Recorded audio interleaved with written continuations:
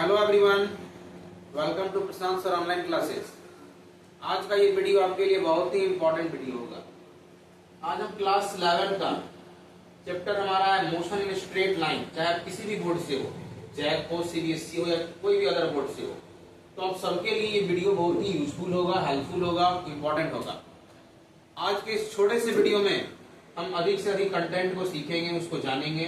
क्या होता है frame of reference, point object क्या होता है, मोशन एंड रेस्ट सीखेंगे, डिस्टेंस एंड डिस्प्लेसमेंट को हम जानेंगे, स्पीड एंड वेलोसिटी को जानेंगे, एक्सेलरेशन एंड रिटार्डेशन जानेंगे, uniform and non uniform speed जानेंगे और भी इस तरह बहुत सारे कंटेंट को जानेंगे। ठीक है, तो सबसे पहले हम जानेंगे फ्रेम ऑफ रेफरेंस क्या है। किसी भी बॉडी के पोजीशन को ऑब्जर्व करना है या कोई भी फिजिकल फेनोमेना है बॉडी से रिगार्डिंग में, बॉडी के रिगार्डिंग में, तो उसको हम मेजर करना है। कोई भी मेजरमेंट है तो उसके लिए हमको एक रेफरेंस पॉइंट चाहिए।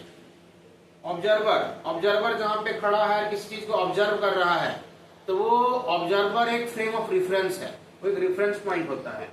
जहां से किसी भी बॉडी को हम ऑब्जर्व करते हैं, वो ऑब्जर्वर का जो पोजीशन है वो एक रेफरेंस फ्रेम की तरह काम करता है। ठीक है, और ये रेफरेंस फ्रेम के बारे में हम और भी डिटेल्स जानेंगे। ये दो टाइप्स का हम लोग पढ़ेंगे, inertial frame of reference and non inertial frame of reference. Inertial frame जो होता है, इसमें दो टाइप हम पढ़ते हैं फ्रेम ऑफ रेफरेंस में। इनर्शियल फ्रेम ऑफ रेफरेंस पढ़ते हैं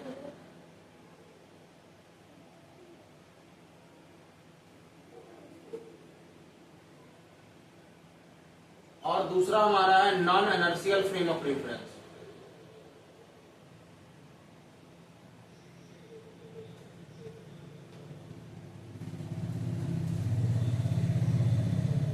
थोड़ा सा इसको भी बता देता हूं मैं कि क्या है इनर्शियल फ्रेम ऑफ रेफरेंस और क्या है non inertial frame of reference. जो इनर्शियल फ्रेम ऑफ रेफरेंस होता है, इसमें कुछ इस टाइप का फ्रेम हम कंसीडर करेंगे जिसका एक्सेलरेशन 0 है।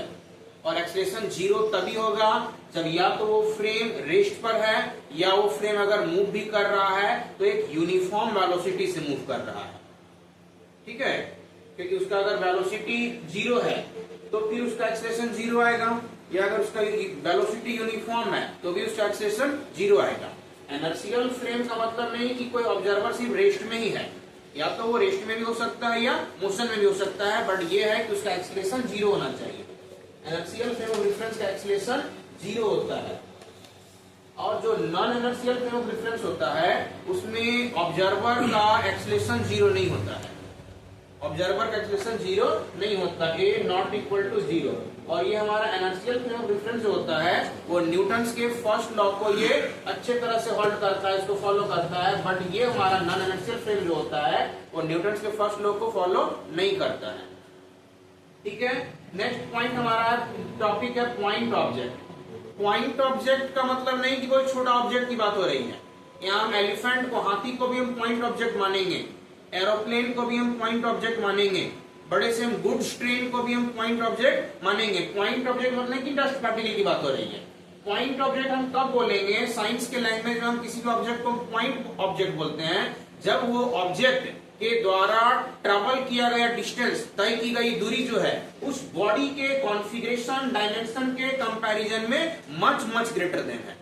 सपोज दैट कोई बॉडी है, ठीक है, उस ऑब्जेक्ट का डायमेंशन है 2 मीटर और उस ऑब्जेक्ट ने 2000 किलोमीटर डिस्टेंस ट्रेवल किया है, तो इस 2000 किलोमीटर के कंपैरिजन में ये 2 मीटर बहुत छोटा वैल्यू है, तो वो ऑब्जेक्ट वहां पे क्या कहलाएगा? पॉइंट ऑब्जेक्ट कहलाएगा। Understood? Point object, any object if distance travel by object is much greater than dimension of object, then object is called point object. हमारा अगला टॉपिक है मोशन एंड रेस्ट। ऐसे क्लास 9 में भी आप लोग पढ़े होंगे मोशन एंड रेस्ट, लेकिन ये चैप्टर आपका फिर से क्लास 11 में आया है। मोशन, अगर किसी भी बॉडी का पोजीशन अपने सराउंडिंग के रिस्पेक्ट में, अपने आसपास की चीजों की तुलना में उसका पोजीशन चेंज हो रहा है टाइम के साथ, तो उस ऑब्जेक्ट को मोशन में बोलते हैं। Okay, if position of any object changes with time with respect to surrounding, then object is said to be in motion. और अगर बॉडी का पोजीशन जो है वो टाइम के साथ साथ नहीं बदल रहा है अपने सराउंडिंग के कंपैरिजन में, उस बॉडी को हम रेस्ट में बोलेंगे। ठीक है, फिर से मैं रिपीट करता हूं कि if position of an object changes with time with respect to surrounding, then object is said to be in motion. If the position of object does not change with time with respect to surrounding, then object is said to be rest। इसके बाद हम पढ़ेंगे distance और displacement. Okay, distance क्या है, displacement क्या है, इसमें थोड़ा सा आप कंसिडर कर लोगे कि यहाँ पर आपका घर है, इस कॉर्नर पे आपका घर है और आपको स्कूल जाना पड़ता है, आपका स्कूल इस कॉर्नर पे है और घर से स्कूल जाने के लिए आपका ये रास्ता है, इस रास्ते से होकर के आपको स्कूल जाना पड़ता है। अगर आपको इस डायरेक्शन के अलोंग जो है 5 किलोमीटर ट्रेवल करना पड़ा, डिस्टेंस कुछ भी मान लेते हैं 4 किलोमीटर ट्रेवल करना पड़ा, ठीक है, और इधर से फिर आपको 3 किलोमीटर डिस्टेंस ट्रेवल करना पड़ा इसके अलोंग यानी टोटल घर से स्कूल जाने में आपने 7 किलोमीटर लेंथ को ट्रेवल किया है, कवर किया है। इसके अलावा 4 किलोमीटर, इसके अलावा 3 किलोमीटर। तो घर से आपका स्कूल के लिए जाने में आपको जो डिस्टेंस, आपको जो लेंथ कवर करना पड़ा वो 7 किलोमीटर, लेकिन इसका डिस्प्लेसमेंट 7 नहीं है। इसका डिस्प्लेसमेंट को हम ये दोनों पॉइंट के बीच का शॉर्टेस्ट डिस्टेंस को लेंगे, वही इसका डिस्प्लेसमेंट है। जैसे यहाँ पे अगर हम देख रहे हैं कि मेरा एक राइट ट्रायंगल बन जाएगा, अगर इस लाइन को मैं यहाँ से ज्वाइन कर दूं तो राइट ट्रायंगल का ये बेस बन जाएगा, ये परपेंडिकुलर बन जाएगा। इस हाइपोटेनस को हम निकाल लेंगे, हाइपोटेनस का डिस्प्लेसमेंट हो जाएगा। किसी भी राइट ट्रायंगल में अगर इसका बेस 4 हो और परपेंडिकुलर 3 हो, इसका हाइपोटेनस 5 आता है, तो इसका डिस्प्लेसमेंट 5 किलोमीटर हो जाएगा। बॉडी ऑब्जेक्ट के द्वारा डिस्टेंस कितना ट्रेवल किया गया, 7 किलोमीटर, बट उस ऑब्जेक्ट का डिस्प्लेसमेंट कितना हुआ, 5 किलोमीटर। यानी कि डिस्प्लेसमेंट क्या है, shortest distance between initial point and final point, shortest distance, ना कि ये बड़ा वाला डिस्टेंस। और डिस्टेंस क्या है, actual length, actual path covered by object is called distance. हालांकि दोनों को मेजर मीटर में किया जाता है, दोनों का ऐसा यूनिट मीटर होता है, दोनों का डायमेंशन फॉर्मूला भी सेम होगा। हाँ, डिस्टेंस क्या है, डिस्टेंस एक आपका स्केलर क्वांटिटी है। डिस्टेंस के पास सिर्फ मैग्नीट्यूड है, इसके पास डायरेक्शन नहीं होता है। और डिस्प्लेसमेंट के पास magnitude as well as direction दोनों होता है। डिस्प्लेसमेंट के पास मैग्नीट्यूड और डायरेक्शन दोनों होता है। दोनों का ऐसा यूनिट मीटर होता है, दोनों का डायमेंशनल फॉर्मूला भी सेम होगा। अब आगे हम पढ़ेंगे स्पीड एंड वेलोसिटी। बस वैसे ही स्पीड को निकालने के लिए हम डिस्टेंस पर यूनिट टाइम लेते हैं। Speed is equal to distance travel per unit time, but velocity is equal to displacement of object per unit time. या तो बोल सकते हैं कि speed of body in specific direction per unit time. फिर दोनों का, स्पीड का और वेलोसिटी का, दोनों का ऐसा यूनिट मीटर पर सेकेंड ही होगा, दोनों का डायमेंशन फॉर्मूला भी सेम होगा।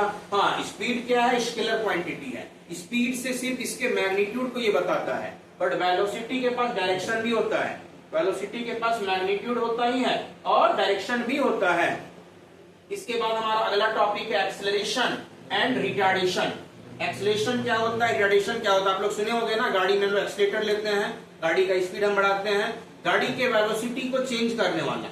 एक्सीलरेटर क्या है, उस ऑब्जेक्ट के व्हीकल के स्पीड को चेंज करने वाला है। स्पीड को अगर हम बढ़ा देंगे वहां हम एक्सेलरेशन बोलेंगे, स्पीड को हम घटा देंगे वहां हम रिटार्डेशन बोलेंगे। तो रिटार्डेशन मतलब होता है नेगेटिव एक्सेलरेशन।